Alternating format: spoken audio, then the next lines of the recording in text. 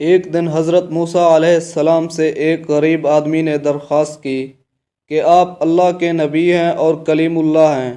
آپ اللہ تعالیٰ سے دعا کریں کہ وہ میرا رزق بڑھا دے۔ میرے اوپر کئی وقت کے فاقے گزر جاتے ہیں، اکثر اوقات میں بھوکا رہتا ہوں۔ حضرت موسیٰ علیہ السلام نے بارگاہ خداوندی میں اس کے لیے درخواست پیش کی تو اللہ تعالیٰ نے کہا کہ اس آدمی کی قسمت میں قلیل روزی ہے، اس لیے ہمارے ہاں سے تھوڑا تھوڑا کر کے اسے روز دیا جاتا ہے تاکہ آخر تک ملتا رہے۔ حضرت موسیٰ علیہ السلام نے اس غریب کو اللہ تعالیٰ کے جواب سے آگاہ فرمایا تو اس شخص نے درخواست کی کہ آپ اللہ تعالیٰ سے سفارش کر کے میری قسمت کا سارا رزق مجھے ایک ہی بار دلوا دیں۔ اللہ تعالیٰ نے حضرت موسیٰ علیہ السلام کی یہ دعا قبول کی اور اس غریب شخص کو تمام زندگی کا رزق ایک ہی بار عطا کر دیا گیا۔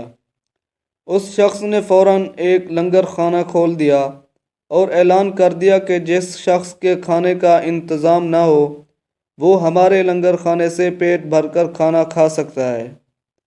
حضرت موسیٰ علیہ السلام کو اس کے ایسا کرنے پر تعجب ہوا۔ انہوں نے اسے سمجھانے کی کوشش کی لیکن اس نے خاموشی سے اپنا کام جاری رکھا تو حضرت موسیٰ علیہ السلام مایوس ہو کر چلے گئے۔ ایک ہفتے بعد ان کا ادھر سے گزر ہوا تو دیکھا کہ لنگر خانہ معمول کے ساتھ ابھی تک جاری ہے۔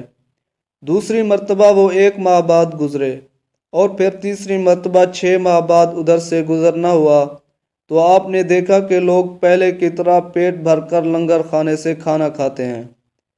ان کا خیال تھا کہ اس غریب آدمی کی دریا دلی کی بدولت سارا رزق چند روز میں ختم ہو جائے گا، مگر لنگر خانہ ابھی تک مسلسل جاری تھا۔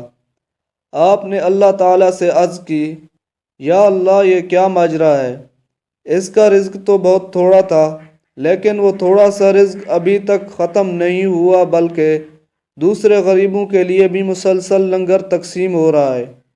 جواب آیا کہ بے شک اس کی قسمت میں تھوڑا سا ہی رزق تھا جو اب تک ختم ہو جانا چاہیے تھا، لیکن ہمارا قانون ہے کہ جو شخص ہماری راہ میں کچھ خرچ کرتا ہے، کچھ صدقہ دیتا ہے تو ہم اس کا 10 گنا اس کو دنیا میں اور 90 گنا آخرت میں دیتے ہیں۔